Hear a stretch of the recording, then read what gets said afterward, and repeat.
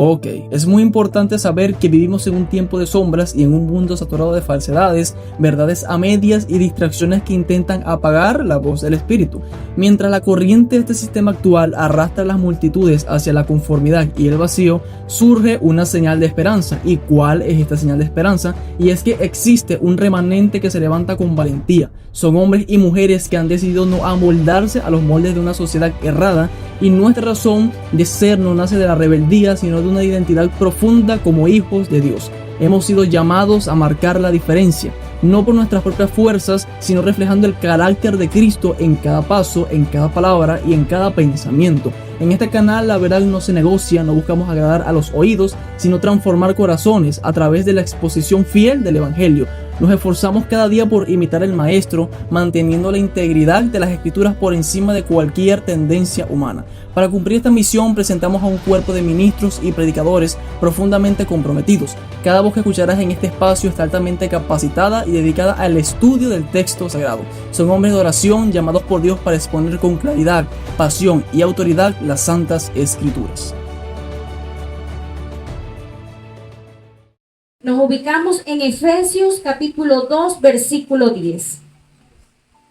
Leemos palabra de nuestro Dios bajo la bendición del Padre, Hijo y Espíritu Santo. Amén. Amén. Y dice, porque somos hechura suya, creados en Cristo Jesús para buenas obras, las cuales Dios preparó de antemano para que anduviésemos en ellas.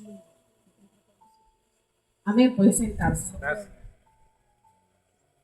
Esta epístola de los Efesios fue escrita por Pablo. Estando preso, hermano, y cabe acotar de que esta iglesia de Éfesos era de gentiles, de personas que no eran judías, bueno, una sí, pero su gran mayoría era de gentiles. Y esta carta va dirigida a esa iglesia porque esas personas habían aceptado al Señor, habían aceptado el Evangelio de Cristo. Y si nos vamos al versículo del 1 al 3, usted puede leer allí donde está el versículo del 1 al 3, Pablo comienza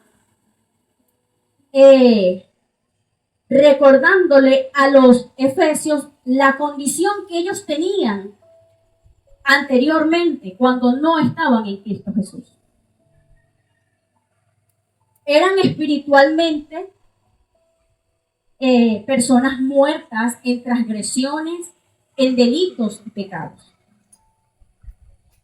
Siguiendo el curso y la narrativa de esta historia, de este versículo, también le dice que estaban bajo la influencia del maligno antes de llegar a Cristo. Y en la potestad del príncipe del aire, que en este caso es Satanás. Y su estado, que era la naturaleza caída del ser humano. Ahora bien, aquí nosotros nos ponemos y estudiamos y sabemos que antes nosotros estábamos muertos en delitos y pecados. Nosotros, desde que nacimos, venimos de esa naturaleza caída y éramos, dice la Biblia, hijos de ira. Pero Pablo explica en el versículo del 1 al 3 la condición que estaba esta iglesia antes, que estaba la humanidad antes. Y del versículo 4 al 7, como que les introduce una verdad. Vamos a leer el 4. ¿Cómo dice el 4? Pero Dios, que es rico en misericordia, caridad con que nos amó. Amén. Pablo como que les explica y le dice, ok, ustedes antes eran estos. transgresores, pecadores. Por eso es que, como nos explicaron, nosotros no somos pecadores. No podemos practicar el pecado porque antes lo éramos. Ahora, en Cristo Jesús, Dios introduce esa gracia, esa misericordia en usted y en mí para que esos pecados y esas faltas sean abolidas. Y aquí destaca algo que en ese versículo resalta, y es que es rico en misericordia. Manifestó su misericordia para con usted y para conmigo, para hacernos libres de eso, de lo que veníamos arrastrando. El versículo 8, versículo 9, nos habla de que por gracia soy salvo. Y cuando Pablo les explica a esta iglesia de los Éfesos, era porque eran personas que venían de una vida sin Cristo. Y él estaba explicando primeramente la unidad, porque como les dije, era iglesia de gentiles, pero también habían judíos. Y esa identidad que ellos tenían que tener en Cristo, de que ya no eran personas que no conocían de Cristo, sino que eran nuevas personas. Eran personas que habían sido salvos por gracia, por su fe mediante Jesús. Amén. Y ahora sí nos vamos al versículo con el que iniciamos, con el que abrimos. Y es importante, antes de desglosar ese versículo, resaltar de que usted y yo somos salvos mediante la fe. Muchas veces eso suena como trillado, suena como, ay sí, por fe. Pero es algo que tiene que ser base y fundamental para nosotros. El hecho de que usted y yo, creyendo con fe, somos salvos. Usted y yo, creyendo en fe, tenemos la salvación en Cristo. Amén. Y desglosamos el versículo de la siguiente manera. Porque somos hechura de Dios. La palabra hechura en griego se define como poema, que es una obra maestra, una obra como una obra que se dedicó a hacerse. Quiere decir, hermano, que usted y yo no somos cualquier cosa.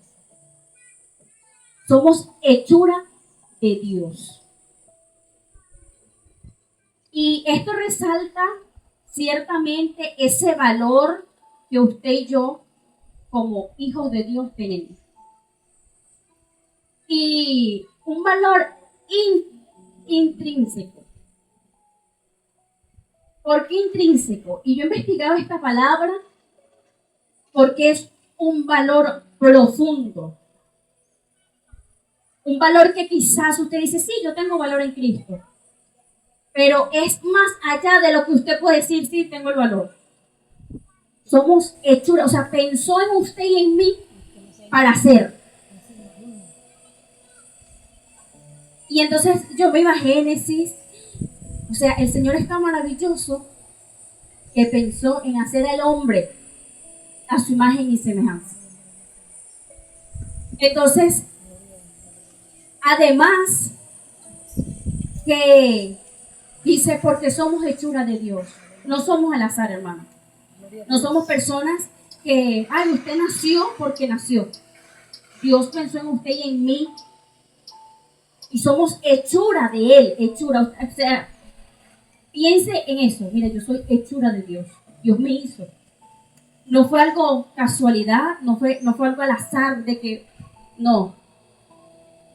Somos hechura de Dios. La siguiente connotación es que, porque somos hechura de Dios, creados en Cristo Jesús. Vamos a buscar 2 Corintios 5, 17. Y esto resalta de que somos creados, o sea, tenemos nueva vida en Cristo Jesús. Y es muy importante en este tramo del versículo, y es porque usted y yo tenemos que tener esa regeneración. Ok, ya explicamos lo que es hechura. Dios pensó en nosotros para hacernos. No es casualidad de que usted y yo hayamos nacido. Pero hay como ese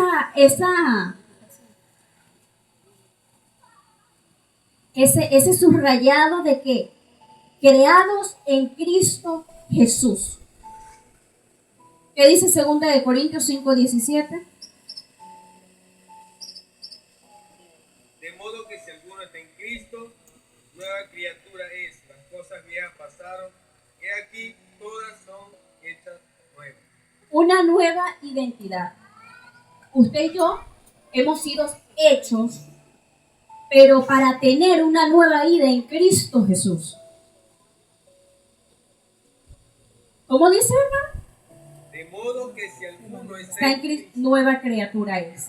Esa regeneración espiritual, esa nueva vida, creados en Cristo Jesús, para que usted y yo tengamos esa regeneración, esa nueva criatura en nosotros.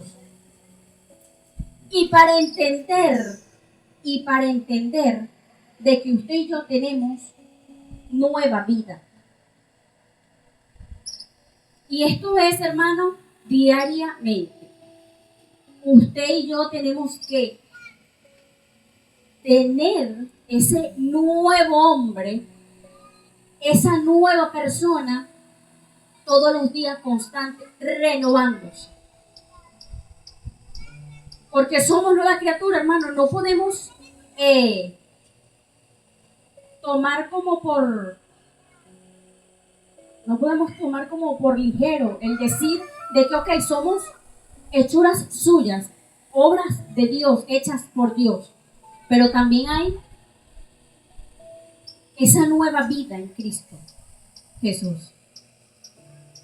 Y somos hechura de Dios, creado en Cristo Jesús para buenas obras. Y aquí esto abre como un portal para hablar acerca del propósito de usted y mí en esta tierra.